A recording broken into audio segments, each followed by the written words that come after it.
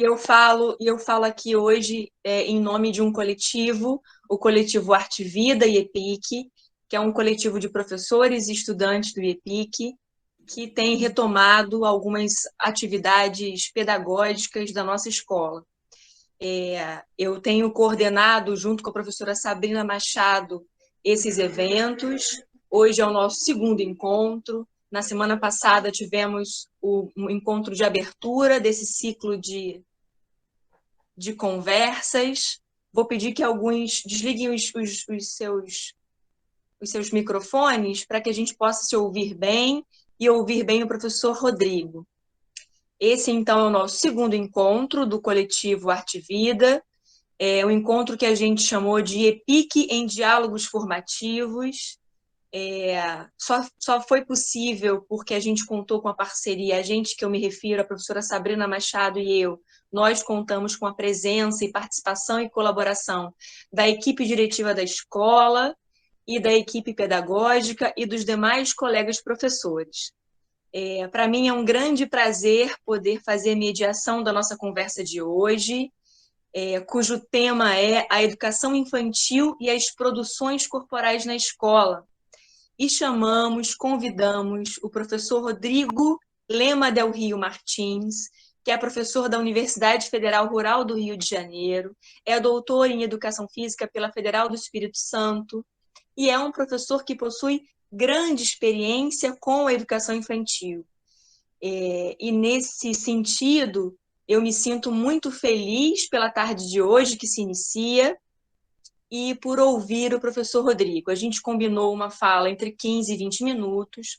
Eu vou pedir que vocês façam comentários ou no chat, a Sabrina está lendo os comentários, e que escrevam, anotem num caderno, num papel, algumas questões que vocês acharem importantes perguntar ao professor Rodrigo.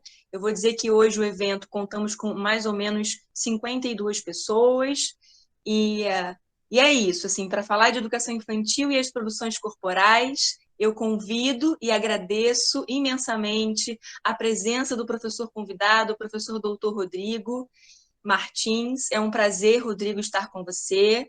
A palavra é sua e você pode iniciar.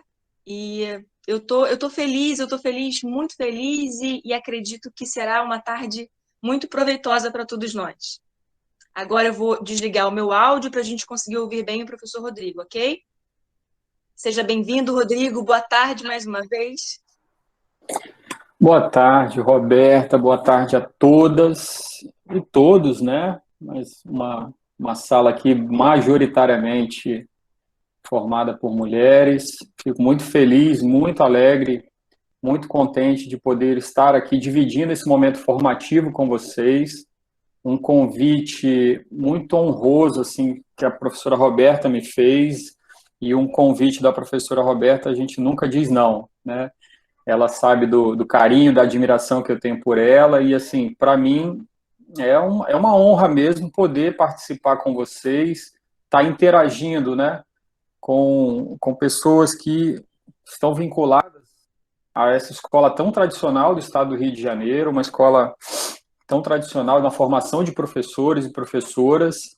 Então, para mim é uma alegria enorme, ainda mais para falar de um assunto que me constitui como sujeito, né, que é a educação infantil, e pensar, né, a dimensão do corpo, do movimento e das práticas corporais, lúdicas, brincantes, é aquilo que me constitui como pessoa, como professor, como acadêmico. Então, para mim, assim, eu só tenho a celebrar essa oportunidade de estar aqui com vocês hoje, nessa tarde, e espero que a gente possa ter, e eu confio nisso, uma tarde muito enriquecedora para todos nós, tá? Eu preparei uma apresentação, mas, assim, não é para dar um caráter, né, de aula ou de palestra, é mais para ilustrar um pouco a fala, né, para tentar fazer uma composição melhor do que apenas ficar aqui de forma oral, né, trabalhando algumas questões relacionadas a essa temática. Então, eu vou pedir aí a licença a vocês, eu vou fazer uma exposição virtual, uma projeção aqui, né, de umas imagens, para dinamizar um pouco essa nossa conversa, tá bom? Então, como eu falei, eu não quero que isso passe a impressão de uma aula formal, expositiva, ou uma palestra, né? Eu quero, na verdade, que a gente tente estabelecer aqui um diálogo, né? Então, e o diálogo é feito de muitas partes, né? De muitos sujeitos. Vocês podem, a todo tempo, assim que sentirem necessidade, podem fazer alguma intervenção, né? Pedir algum esclarecimento ou fazer algum comentário a qualquer tempo, tá? Não precisa aguardar que eu conclua, né, tudo que eu estou falando e os slides que eu estou passando, tá? Fiquem muito à vontade para fazer essas intervenções. Eu só peço que me avise, porque aí vocês somem da minha tela, né?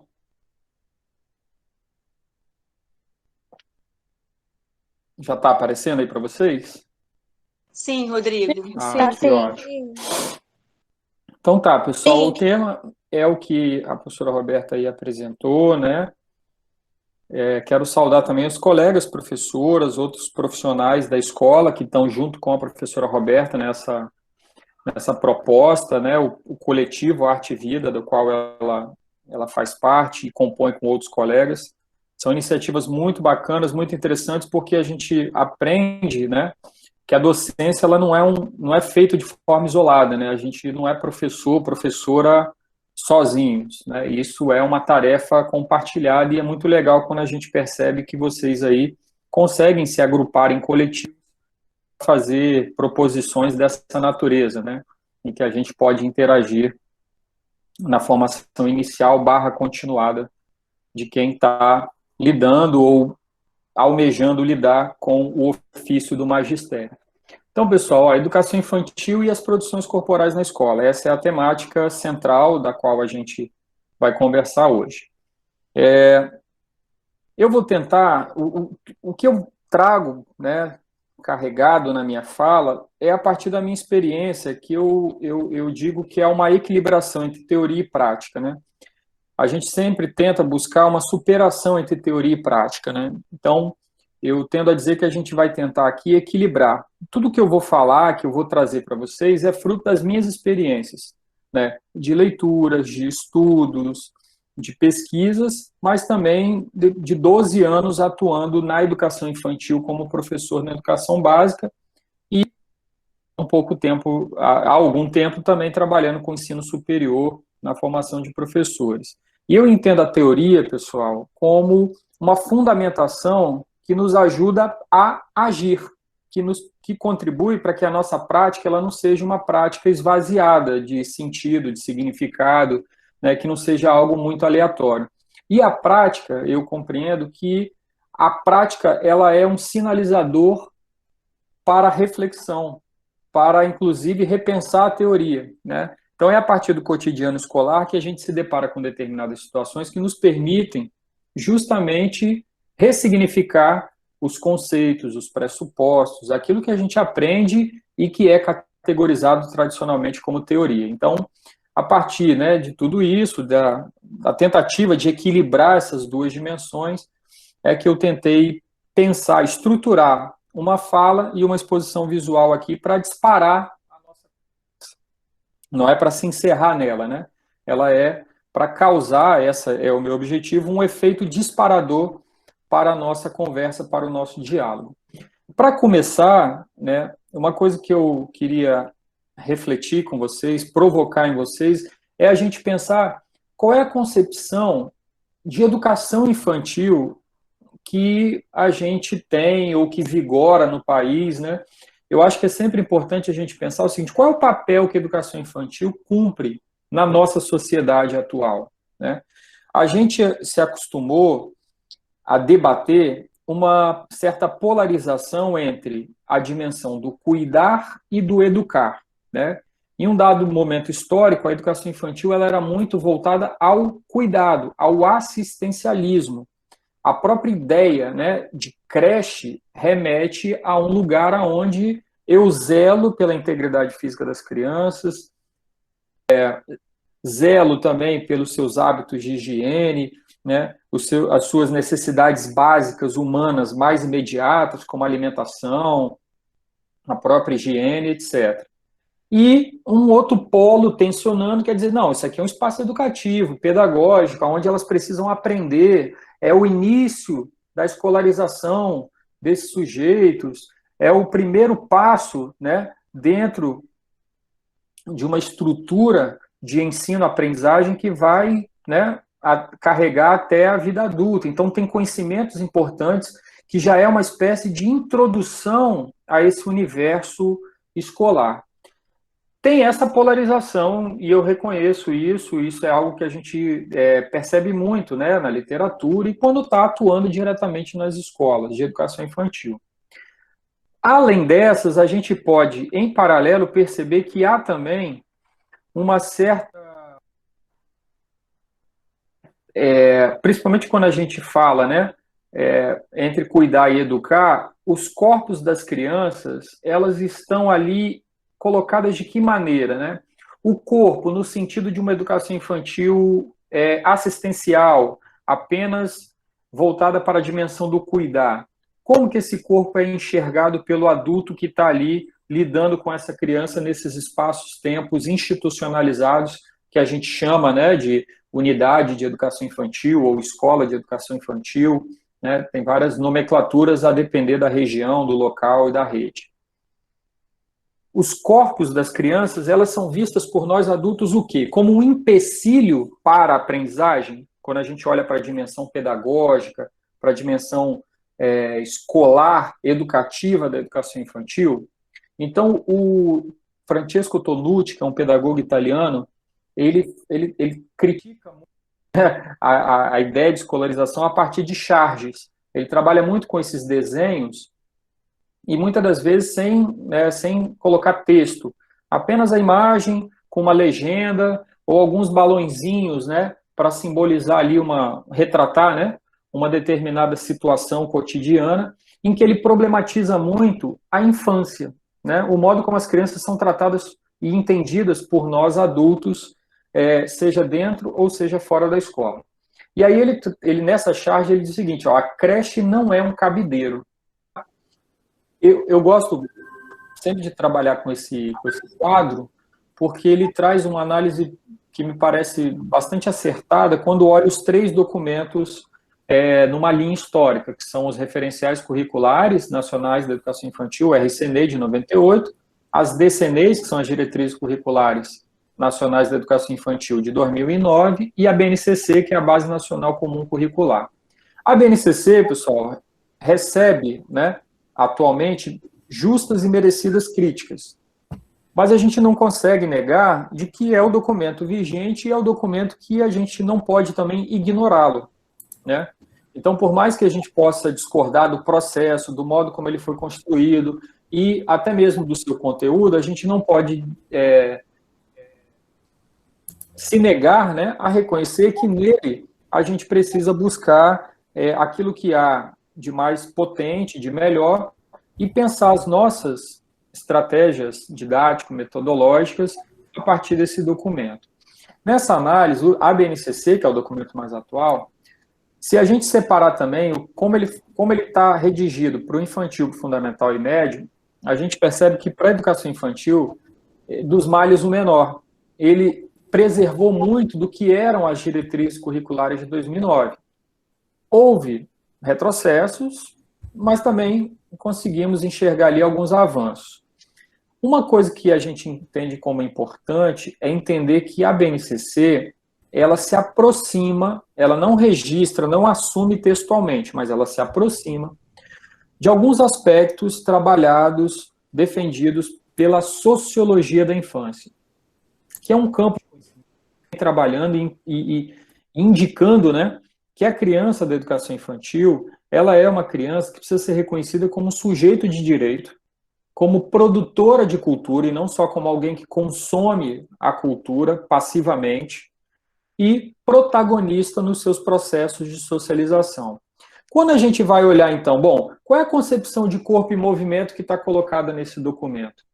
O corpo e movimento é tido como um espaço-tempo de construção de sentidos para a criança, e não como algo que precisa ser trabalhado para desenvolver o aspecto motor, o aspecto psicomotor, isso também vai aparecer, porém, não é o objetivo fundamental, né? E o jogo é brincadeira, ela não é um meio para alcançar outra aprendizagem, um meio para trabalhar outros tipos de saberes, de conhecimento, né? Não há no jogo e na brincadeira caráter funcional, instrumental, né? Como se assim, ó, eu jogo e brinco para aprender matemática, eu jogo e brinco para trabalhar a alfabetização. Não, o jogo e a brincadeira é um direito de aprendizagem.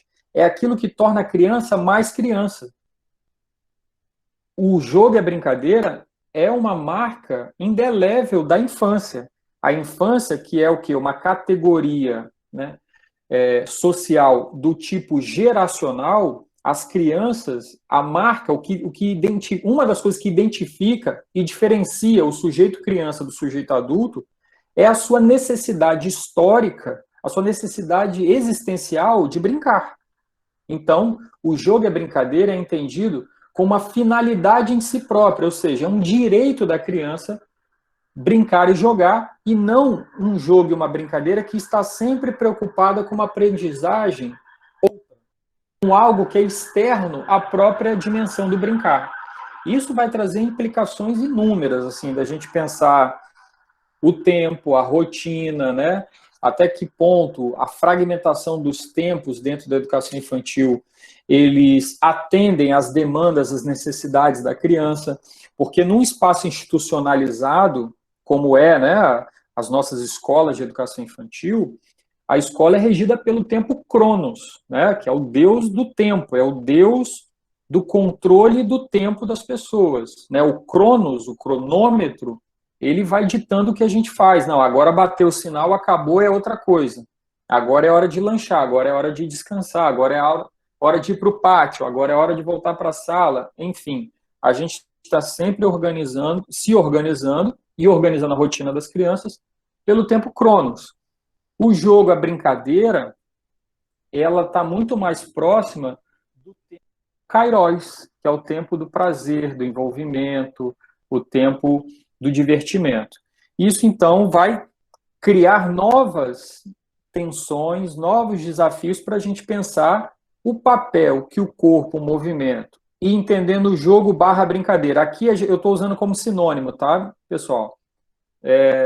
Acho que não vale a pena a gente ficar querendo diferenciar o que é jogo do que é brincadeira, qual a diferença entre jogo, brincadeira, esporte, enfim. A atividade lúdica, né, da criança, brincante da criança, ela pode estar no formato jogo, no formato brincadeira, e isso não é o que necessariamente importa. Então, por isso que a gente trabalha ali como sinônimos. O jogo é brincadeira é uma forma de materializar o corpo em movimento das crianças. Então, é importante também olhar para o jogo, para a brincadeira, e entender dentro da BNCC como é que ela está colocada, né? Se a gente quer pensar, então, sobre os corpos infantis dentro de um espaço institucionalizado educacional. Então, é importante entender que o corpo em movimento ele não é um objeto a ser trabalhado pelo adulto. Não é um lugar onde é destinatário da ação do adulto. Então, eu vou intervir no corpo para que o corpo ganhe lateralidade, coordenação motora e outras habilidades, ou pensar o corpo como uma massa que precisa ser desenvolvida para que futuramente, em outras etapas da educação básica, ele esteja pronto para outras atividades, e o jogo e brincadeira vai nessa direção. É ela que vai contribuir para que as coisas tenham sentido, significado, e possam ser, inclusive, uma forma de expressão da criança, de comunicação com o mundo, com o outro e consigo mesmo. Dentro dessa lógica, né, de pensar a educação infantil a partir da sociologia da infância, né, tem um autor chamado William Corsaro que ele vai dizer o seguinte: olha, uma das coisas que mais importa é a cultura de pares, ou seja, a capacidade que a criança tem de produzir cultura a partir daquilo que ela tem acesso. Então, os bens culturais que ela tem acesso, que ela vivencia, experimenta dentro ali da educação infantil, né, que a gente pode entender, inclusive, como os conhecimentos historicamente construídos pela humanidade, esses bens culturais, podemos assim dizer, as crianças têm uma capacidade, na sua cultura de pares, ou seja, nos seus processos de relação, de interação com o outro, com os pares, né, com as próprias crianças, com o adulto que ela lida, com o meio que o cerca, ela é capaz de produzir o que ele chama de reprodução interpretativa. Ela reproduz aquilo, mas interpretando papéis, interpretando e ressignificando a partir da sua bagagem cultural. Então, ela, quando está diante dos papéis sociais dentro de casa, do pai, da mãe, quando ela brinca de casinha, ela ressignifica aquilo. Ela o faz reproduzindo o que ela vê, o que ela tem acesso, porém ao seu modo. E imprimindo as suas marcas. E isso está muito ligado à sua bagagem histórica, social e cultural que ela já carrega consigo. Então, é um movimento que precisa ser observado, reconhecido e valorizado pelo sujeito adulto, né? O brincar e o jogar não é ele não precisa ser feito na educação infantil apenas pela lógica adultocêntrica, ou seja, eu brinco e jogo para alcançar um outro fim. Se eu for brincar de casinha, não, essa casinha aqui ela tem que ter uma função outra que não brincar. Né? Porque brincar por brincar, ela faz isso fora da escola. Né? A escola não é o lugar da brincadeira. A brincadeira, o jogo, é muitas das vezes visto na nossa sociedade como algo secundário, algo periférico, que não é o mais importante. O importante é aprender coisas que serão úteis para a sua vida futura. Isso faz com que a gente olhe para a criança e enxergue nela não um sujeito do tempo presente, mas um sujeito do tempo futuro, como um vir a ser, como alguém que ainda vai ser reconhecido como sujeito, e não como alguém que é sujeito do tempo presente. E isso faz com que, então, a gente pense que o jogo, a brincadeira, ela tem uma outra tensão ali, que ela é meio ou objeto. Dentro da ação docente, ela vai ser entendida como um instrumento para alcançar um determinado objetivo, ou ela tem uma finalidade em si mesma. Na lógica da sociologia da infância, e que a gente encontra indícios fortes dentro da BNCC, ela é esse segundo critério, ou seja, um objeto, tem uma finalidade em si própria. É um direito de aprendizagem e a criança brinca para se tornar mais criança. Como eu falei, a sociologia da infância ela trabalha ali com 3 princípios mais gerais, que é a criança como produtora de cultura, sujeito de direito e protagonista dos seus processos de socialização. Significa dizer que ela é um sujeito importante de ter a sua voz reconhecida, inclusive no planejamento do professor e no replanejamento das suas práticas pedagógicas. Se a gente não quer agir apenas por uma racionalidade adultocêntrica, aonde eu, professor, detentor do conhecimento, planejo uma ação e que precisa ser feita exatamente como planejado por parte das crianças, eu oportunizo ela a partir das suas falas, dos seus gestos, da sua expressão corporal, do seu modo de se relacionar comigo, que ela também apresente as suas demandas, seus interesses, as suas expectativas e tenha margem nas aulas, nas atividades pedagógicas, para reconfigurar essas atividades. Então, a gente tem um ponto de partida, mas o ponto de chegada é sempre relacional, é sempre num processo de diálogo com as crianças, tá? Isso é o que confere a ela um protagonismo, ou seja, que ela seja um ator principal na cena educativa. Uma das formas da gente... Oi? Rodrigo, tem aluno pedindo para você falar um pouquinho sobre o que é a BNCC, né? Na verdade, alguns alunos são do primeiro ano do curso normal, a gente tem aqui hoje ouvindo alunos do primeiro, segundo e terceiro anos do curso normal. E aí tem alguns alunos pedindo só alguns esclarecimentos para entender melhor o documento BNCC, para entender melhor a sociologia da infância. Obrigada, Rodrigo. Ótimo. A BNCC, pessoal, é a Base Nacional Comum Curricular. É um documento, que ele é um documento legal, ele é definido por legislação, mas ele é de caráter mais pedagógico. Por quê? Porque ele vai ter o teor, o conteúdo dele vai tratar de aspectos que são curriculares. Dentro desse documento vai estar ali estabelecido aquilo que se deve ensinar na educação infantil, no ensino fundamental, no ensino médio. Então é um documento de alta relevância para que a gente domine, para que a gente tenha leitura e compreensão sobre ele. Porque, inclusive, é a partir da BNCC, que é um documento nacional, que a rede municipal de Niterói, que as escolas privadas, que a rede estadual do Rio de Janeiro vai pensar o seu currículo local. E a escola, por sua vez, vai estruturar o seu currículo da escola, daquela unidade. Então, veja, na educação infantil, por exemplo, a BNCC vai dizer o seguinte, o que se aprende, o que se ensina e que precisa ser aprendido por crianças da faixa etária de 0 a 5 anos de idade. Existe aqui campos de experiências, que são campos de experiências temáticas, então são experiências que a criança vai desenvolver, vai ter acesso e vai intervir dentro do espaço da educação infantil para aprender coisas relacionadas ao raciocínio lógico matemático, à alfabetização, ao corpo, gesto e movimento, às artes. Então, na BNCC, ela está estruturada a partir de campos, entre aspas, muito entre aspas, como se fossem as disciplinas curriculares. A gente poderia fazer essa analogia. Se eu pegar no ensino fundamental, vai ter assim, o que eu ensino no primeiro ano do ensino fundamental em educação física, o que eu ensino em matemática, o que eu ensino em português. É uma definição do currículo. Currículo é o quê? É sinônimo de percurso, é uma trajetória. Então, nesse documento você vai encontrar aquilo que eu preciso ensinar no infantil, no Fundamental 1, no Fundamental 2, no ensino médio.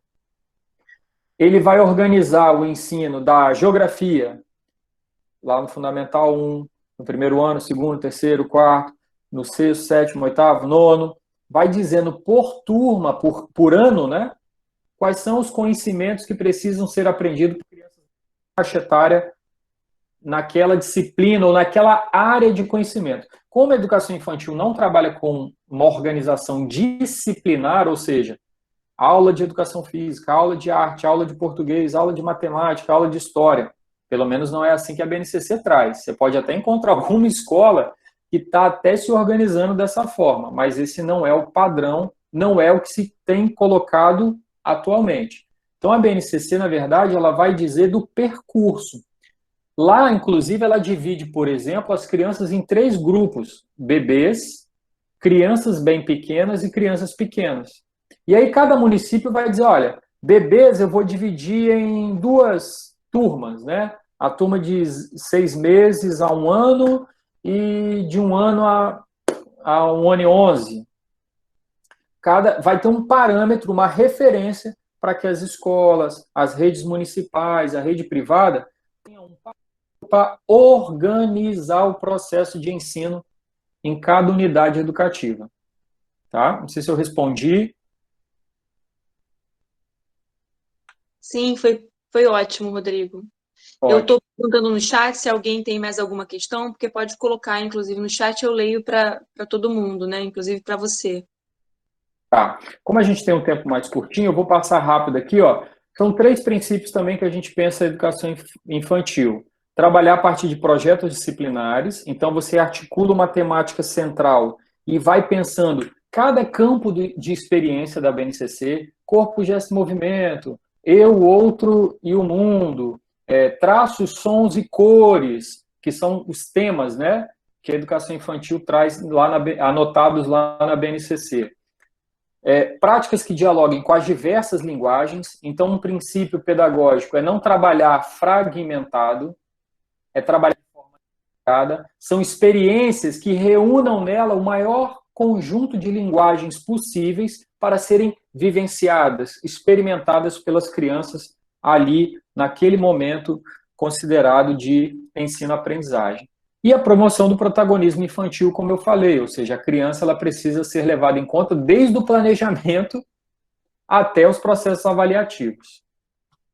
Eu trouxe algumas imagens aqui de uma experiência pedagógica que, vamos dizer assim, o eixo central é a corporeidade das crianças, é o corpo em movimento, são as brincadeiras, mas com o esforço de não fazer isso de forma isolada. Vou trabalhar aqui a lateralidade, vou trabalhar aqui o desenvolvimento motor da criança, ou eu vou brincar para aprender tal coisa.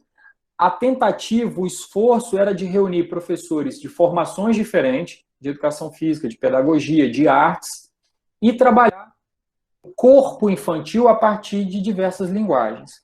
Então, por exemplo, o projeto central da escola era literatura infantil. A professora de educação física olhou e falou assim, bom, eu quero trabalhar com o livro do Monteiro Lobato, Sítio do Pica-Pau Amarelo.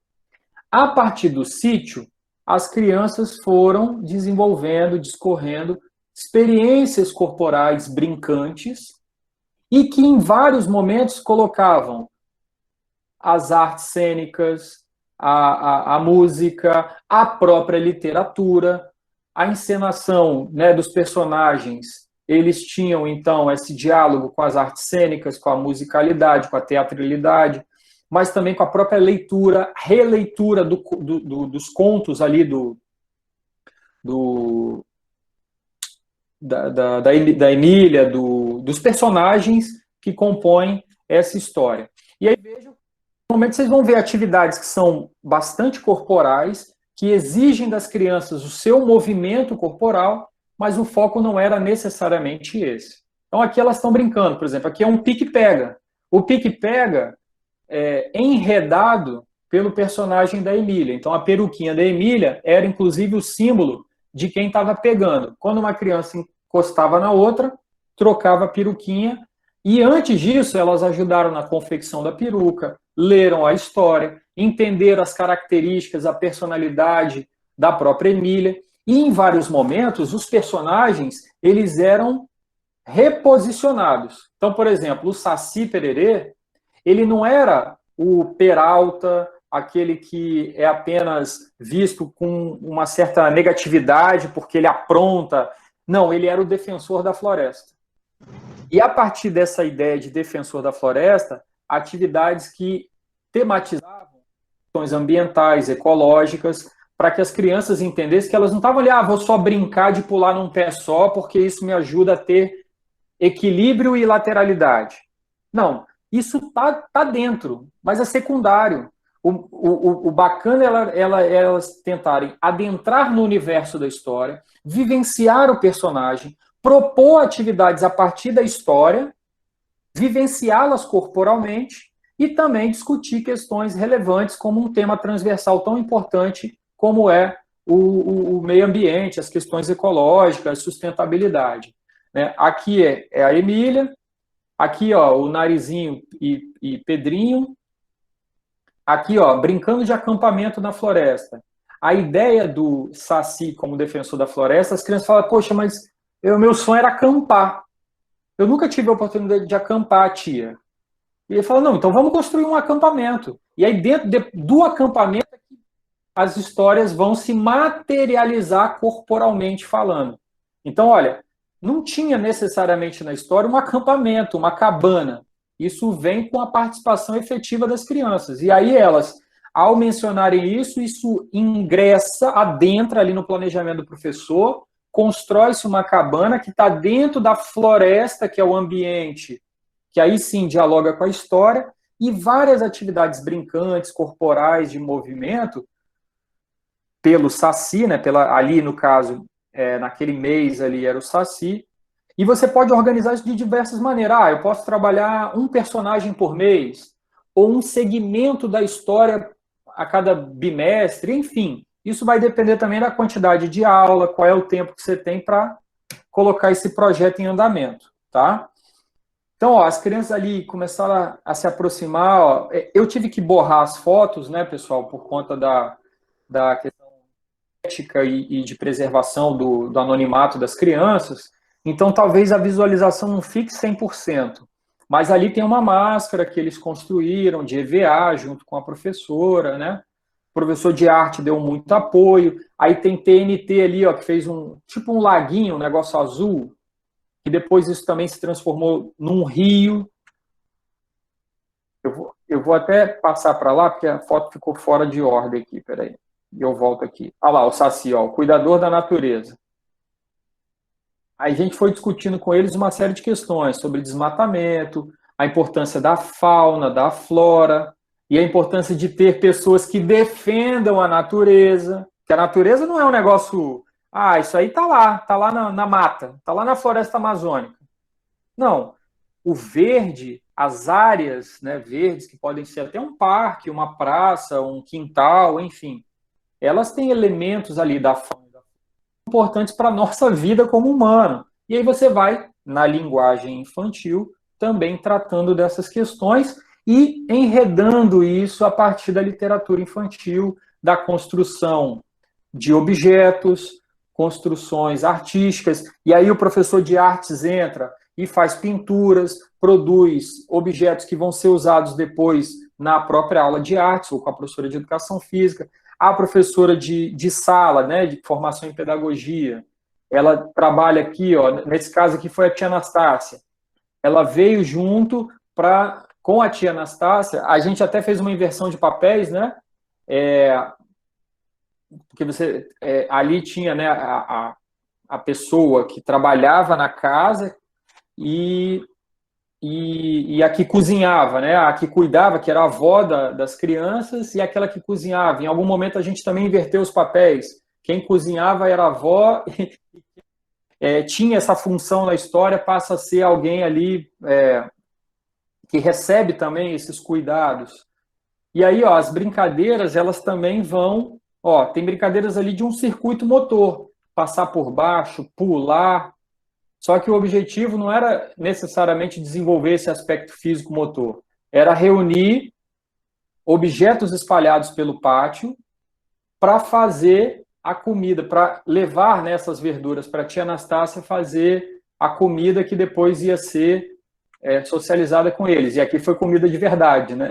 Produzida para lanchar com eles, né? Para explorar também, porque a educação, pessoal, ela é também assim, ela é feita por todos os sentidos, né? O paladar, o olfato, a visão, né? A educação, principalmente infantil, ela também é sensorial. O Visconde de Sabugosa aqui, ele era o cara das experiências, ele é quase, né? Ele foi ressignificado ali para alguém que trazia, inclusive, experiências de ciência para as crianças. Se eu misturar aqui uma tinta azul com amarelo, olha, vira verde. Vamos experimentar isso, vamos fazer aqui na prática. Então, boa parte, ele perguntava para as crianças, o que vocês têm curiosidade? Uma coisa que vocês gostariam de saber, será que a gente consegue fazer aqui? E a partir também dessas ideias, aquelas que eram possíveis de se materializar, a gente tentava realizar a experiência concreta ali com as crianças a partir do personagem, né, do Visconde de Sabugosa.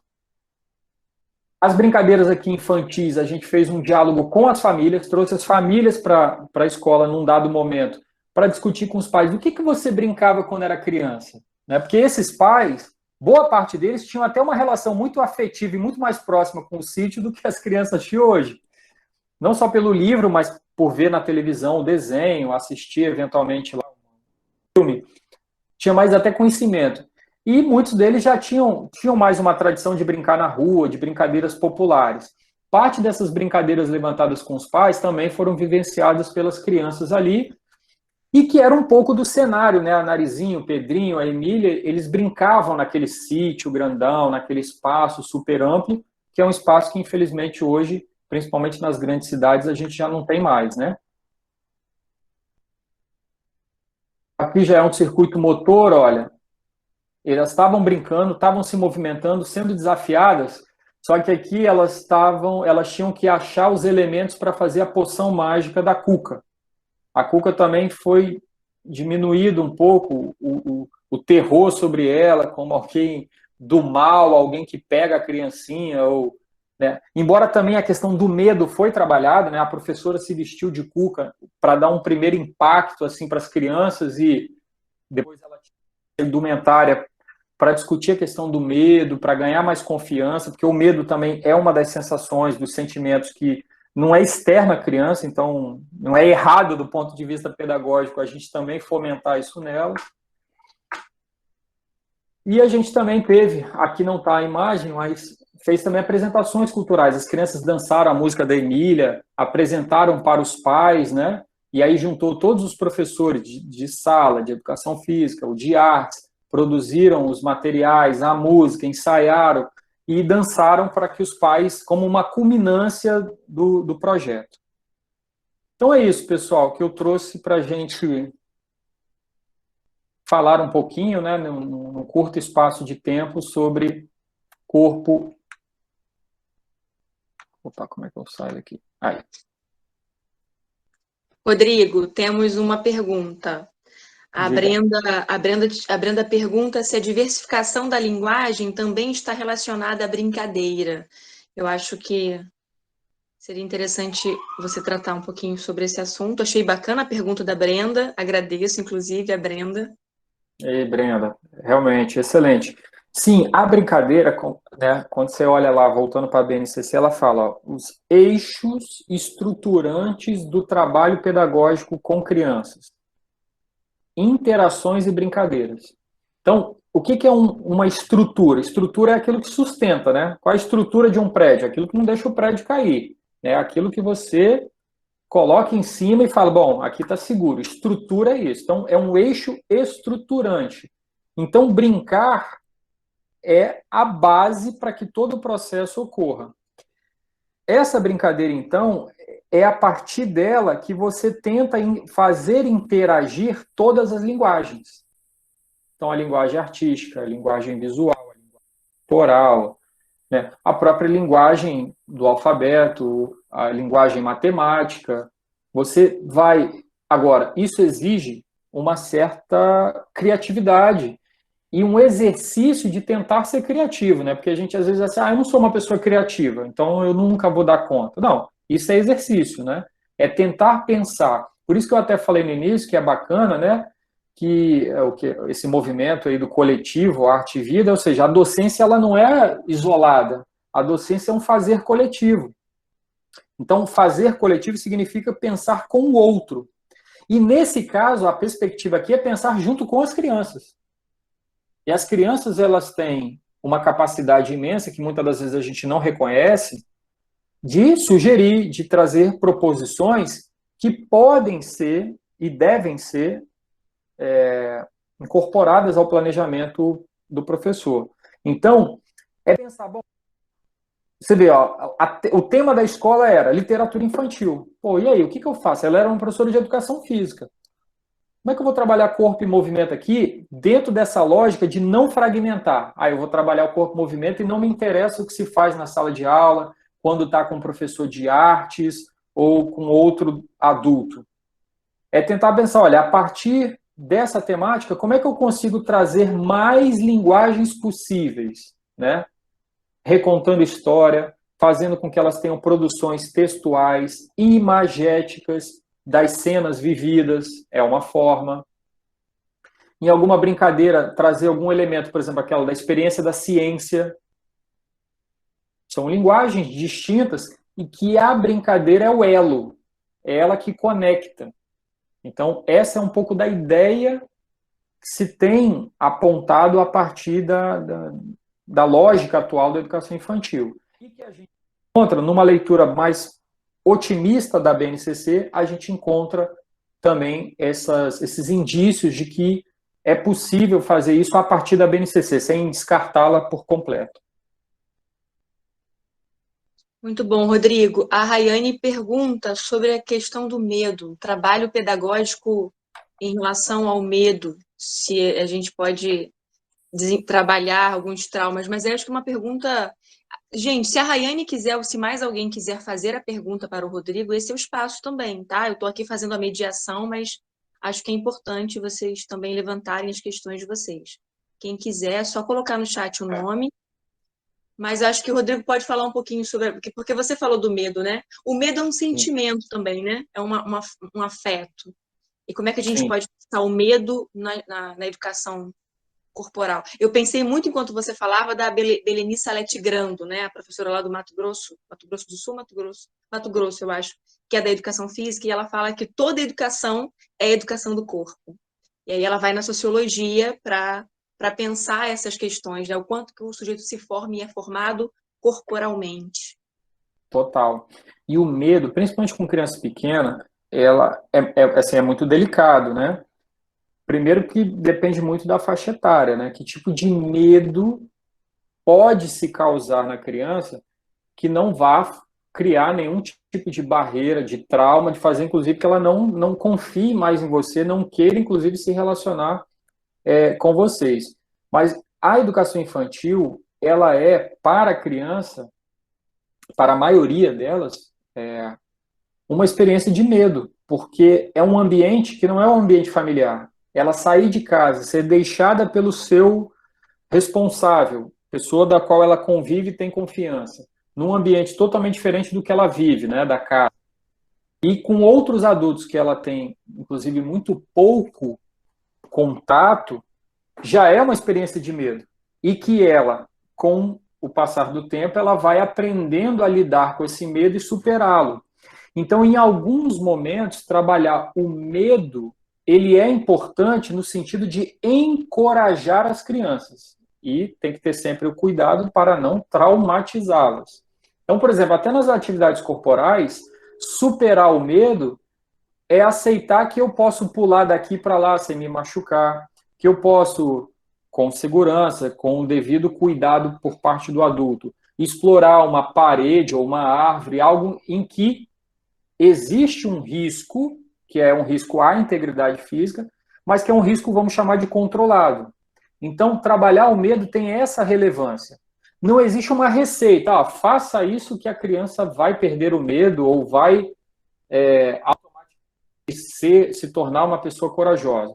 Nesse caso, a professora se vestiu, né, de cuca e ingressou na sala dessa maneira para tentar trazer as crianças para a atividade lúdica. Algumas se espantaram, porque não reconheceram ali a professora. Então, sabia-se que provavelmente algumas ali já iam ter esse primeiro movimento de resistência. E depois, ao tirar a máscara, isso vai dando um certo alívio para a criança. Ela vai entendendo que o espanto, né, numa situação assim mais que imediata, ele pode, sempre que se deparar com uma situação diferente, ela não precisa necessariamente se espantar, resistir. Ela pode olhar, observar, né? Algumas crianças não, já tinham um certo autocontrole maior, inclusive adoraram esse personagem entrar assim de repente. Tem muita criança que morre de medo de palhaço. E o palhaço é um símbolo de alegria, né? De diversão. Mas para muitos, no início, antes de se familiarizar, isso gera um certo receio. E depois disso, cada criança teve a oportunidade de se vestir de cuca para exercer também esse local de poder, o local de ser o assustador, né? E fazer com que as crianças corressem, fugissem. Então, só que isso é muito sensível, e você também não faz isso com criança muito pequenininha, né? Porque a criança muito pequenininha, ela tem uma dificuldade maior de compreender isso. A criança pequenininha, ela, inclusive, ela tem medo do adulto que entra lá de vez em quando, que não é o adulto que ela já se familiarizou. Eu, quando trabalhava na educação infantil, por ser de educação física, tinha turma de bebês que eu entrava assim 2 vezes por semana. Então a criança me via num dia, sei lá, numa segunda, ela só ia me ver na quinta. E por 50 minutos, uma hora. Muitas das vezes assustava, já corria para o lado de uma das professoras ou assistentes que ela tinha mais confiança, até que ela pegava confiança, já vinha inclusive no meu colo, interagia corporalmente comigo sem criar esse tipo de medo, de resistência. Rodrigo, temos duas questões, posso ler para você? Uma delas é da Daiane, ela está perguntando como você, né, como a gente poderia lidar com as crianças tímidas que não querem participar de brincadeiras ou atividades coletivas. E a outra questão é uma questão bastante interessante também da Júlia Barbosa, se é possível envolver a alfabetização com as produções corporais. Excelentes perguntas. É excelente Estou muito mesmo, feliz. de fato. A timidez é uma característica ali da criança e que não quer dizer que ela vai ser assim para sempre. Não precisa forçar nada agora, não precisa resolver, entre aspas, vamos chamar de problema, entre aspas. Se a gente considerar que a timidez é um problema, a gente não precisa se preocupar de tentar resolver isso agora. Que a nossa primeira iniciativa é, não, peraí, eu vou ajudar a desinibi-la.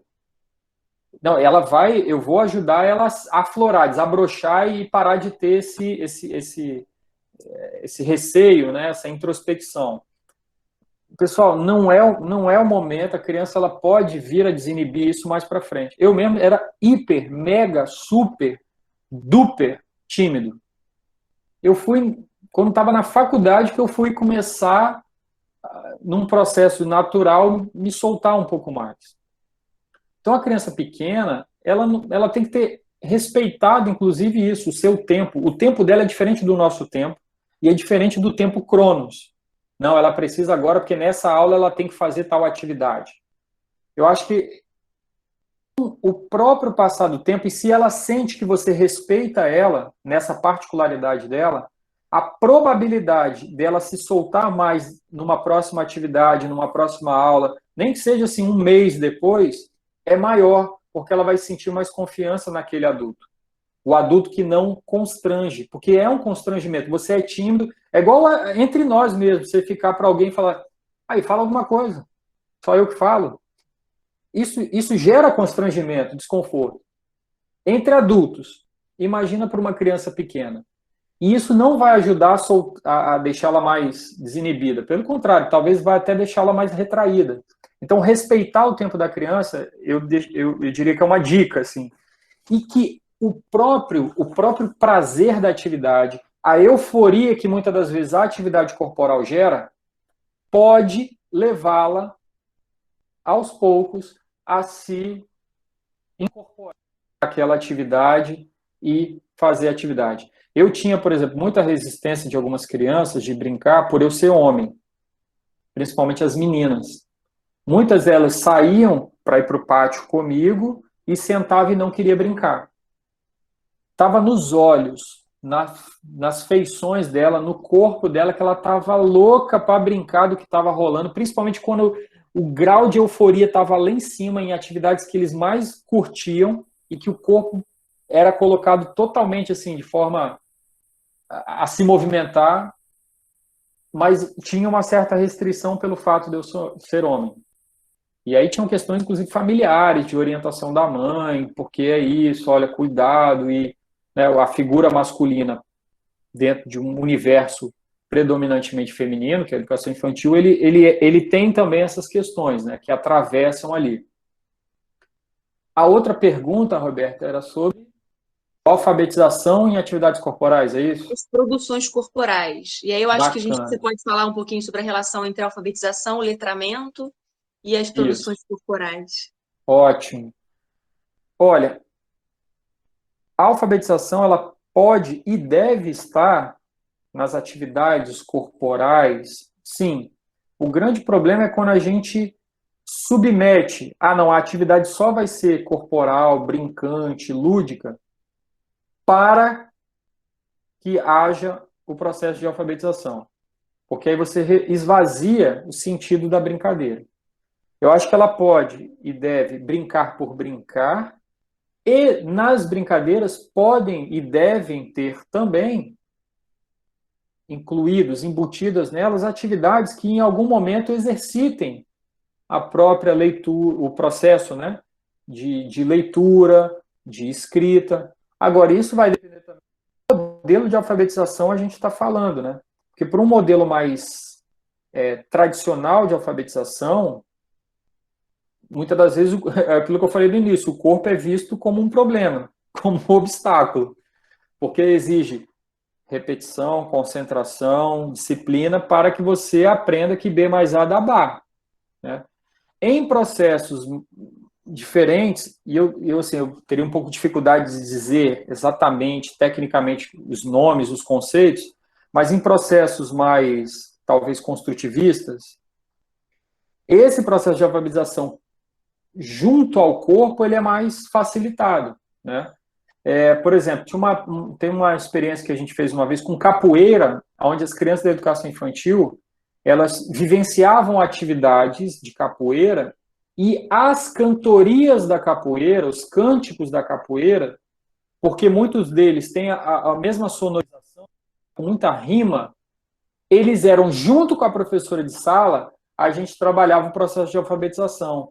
A escrita desses cânticos, aí eles tinham lá, quando estavam, né, numa determinada fase do letramento, de aprender a reconhecer a última letra ou a última sílaba, aí no cartazinho eles tinham que circular isso, e a gente pregava, né, essa cantoria nos murais da escola, para ter ali também esse aspecto visual e fazer essa culminância, né, do trabalho. Então você pode, junto com o trabalho que explora a corporeidade infantil, também trabalhar a linguagem da alfabetização. O meu único, assim, que eu vejo como um problema é quando uma se sobrepõe à outra, como se houvesse uma hierarquização. Ó, isso aqui é mais importante, isso aqui, então, é só um meio, é só uma forma de eu potencializar o outro, né? Porque, como eu disse no início, o jogo, a brincadeira, a atividade corporal da criança, ela é um eixo estruturante das práticas, mas ela não se subordina às outras linguagens, né? Porque a criança, ela está no tempo dela, ela vai ter que desenvolver esses processos, né? Hoje, acho que até os 7, 8 anos, né? Mas, assim, se a gente ficar sempre preocupado, não, ela tem que aprender a ler e escrever, porque isso é importante para que ela vá para o ensino fundamental. A gente vai reduzir a educação infantil a uma etapa meramente preparatória, naquela lógica da pré-escola, aquilo que ainda não é escola, e que prepara para a verdadeira escola, e a própria brincadeira, o jogo, a atividade lúdica, ela se esvazia de sentido. Rodrigo, é muito bom ouvir você. A gente já passou um pouquinho do tempo, né? São 18h18, mas ainda temos algumas questões. A gente pode combinar, então, que a gente vai ler para o Rodrigo essa última questão e a gente vai encerrar. E todas as pessoas, todos os professores convidados, Rodrigo, que aceitaram estar com a gente virtualmente, estão se prontificando a estar no presencial. Então, a gente espera que você venha lá da Rural, de Seropédica, aqui para o EPIC, aqui para Niterói, para conversar com a gente presencialmente, no calor, né, dos nossos encontros mais presenciais e mais felizes. A questão vou ler aqui rapidinho, deixa eu ver se... Quero dizer que estou gostando muito das questões. A pergunta é como lidar com crianças excessivamente hiperativas e que, geralmente, devido a isso, não conseguem se concentrar na maioria das coisas. E aí eu acho que é um pouco de educação inclusiva, né, Rodrigo, para pensar o corpo, as produções corporais nesse contexto. E aí você pode responder, Rodrigo, e finalizar também. Gostei muito do que você trouxe hoje para nós, inclusive pensando a docência como um fazer coletivo. De fato, é isso que a gente vem fazendo também. Eu acho que se a diretora Renata quiser depois dar algumas palavrinhas antes da gente finalizar, após a fala do Rodrigo, também será muito bem-vinda. Essa atividade, como eu disse no início, ela foi organizada pelo coletivo do EPIC, tem muita gente envolvida nessa atividade, a equipe diretiva, a equipe pedagógica, a professora Sabrina, eu e mais tantos outros colegas. E aí eu só vou abrir um parênteses rapidinho, para eu não esquecer. No próximo encontro, o terceiro encontro, que vai ser dia 1º/6, a gente vai conversar com a professora Letícia Bezerra de Lima, e ela vai tratar da questão gênero e saúde das mulheres na educação. Eu estou falando agora, mas aí a gente vai divulgar depois, bonitinho, certinho, organizado, mas é para eu não esquecer. Rodrigo, é com você. Obrigada. Eu que agradeço. Ó, eu não sou especialista em educação especial, né? Tenho muitas limitações nessa área aí. Então, assim, eu não saberia dizer exatamente como trabalhar com crianças hiperativas, né? Como professor, na educação infantil, eu sempre busquei, nessa ideia de fazer coletivo, as professoras especialistas que tratavam, né, que atendiam as crianças no contraturno e elas, né, no turno regular ali da criança, elas tinham, em alguns momentos da rotina da semana, um tempo de planejamento com a gente, e isso articulado pela pedagoga. Então, com as crianças que tinham qualquer tipo de questão especial, cadeirante, ou síndrome de Down, autismo, e nesse caso, né, o TDAH, eu buscava, né, esse apoio para que elas me ajudassem sinalizando que tipo de atividades a gente poderia fazer de modo a contribuir com as crianças, né? Não no sentido de pensar, não, vamos aqui então, ela é hiperativa, vamos trabalhar para dar uma canseira nela para que ela chegue na sala e esteja naquele momento de relaxamento e possa favorecer ali o trabalho da professora de sala. Não era nesse sentido, era no sentido de dizer, olha, dentro das necessidades que ela tem, dentro das características que ela apresenta, quais são as atividades que a gente pode fazer que respeite essas peculiaridades da criança, ou seja, que não vai excluí-la, né, das ações ali coletivas, porque as ações são coletivas, as interações entre crianças é o foco principal da aula. Agora, também sabendo lidar como que isso não vai também atrapalhar para que, né, não haja um processo inverso também, de que ela, suas particularidades, também não anule a participação dos demais. Então, buscar esse meio termo, eu sempre me apoiei nas professoras que têm mais experiência, mais leitura, mais vivência com essas questões especiais. Eu não saberia dizer exatamente como, né? A gente precisa trabalhar em equipe. E a própria pedagoga, né, cumpre, esse é o papel dela na escola, ajudava nessa articulação, para que os trabalhos, as práticas pedagógicas não sejam estanques, isoladas uma da outra. Há necessidade de uma coordenação dessas ações para que a gente possa, né, atender de forma mais qualitativa possível às demandas dos alunos, sejam elas quais forem. Bem, eu acho que a gente vai ter inúmeras outras questões para o Rodrigo. A gente vai ter que, de fato, finalizar o nosso encontro de hoje. Eu agradeço mais uma vez, Rodrigo. Peço desculpas pelo momento aí que o destoou, mas eu acho que as perguntas que os alunos, as alunas trouxeram, abrilhantaram muito esse nosso encontro de hoje. Tenho certeza que a gente vai reverberar, essas questões irão reverberar e a gente vai se fazer outras perguntas, né? Acho que é importante a Renata finalizar então esse momento, agradecer mais uma vez a todo mundo que ficou até o finalzinho e dizer que eu estou muito feliz. Renata, é com você. Pois é, gente, assim, foi enriquecedor, Rodrigo, muito obrigada aí pela sua contribuição para essa disciplina, que nós temos essa disciplina, né, de educação infantil no curso normal, não é? E para os nossos alunos, que tem bastante hoje, fiquei muito feliz com essa presença em massa aqui do curso normal, né, para eles começarem essa percepção, né, porque infelizmente a gente está agora um ano e pouquinho, estudando à distância. E o curso normal é um curso extremamente presencial. O corpo precisa disso, né? Nosso corpo em movimento. Então, assim, e eles entenderem que até pelo NIT, tudo que nós estamos falando é um coletivo. A gente trabalha de forma integrada, né? A gente não conseguiria estar fazendo nada disso se fosse uma pessoa só, né? A Roberta não faria sozinho, você não estaria aqui com a gente, nós não estaríamos aqui, não é? Então, isso é uma importância assim, muito grande deles entenderem que o curso normal é de forma coletiva, é integrada. Aí, quando você colocou isso aí, Rodrigo, foi muito interessante que você botou que o tema que foi dado, né, da literatura, para vocês trabalharem, o professor de educação física ficou, o que eu vou fazer, o que eu vou fazer, e aí ele fez o quê, né? O que todo bom educador faz, buscou a sua coletividade, seus professores, para que junto trabalhassem um projeto, e é assim que funciona.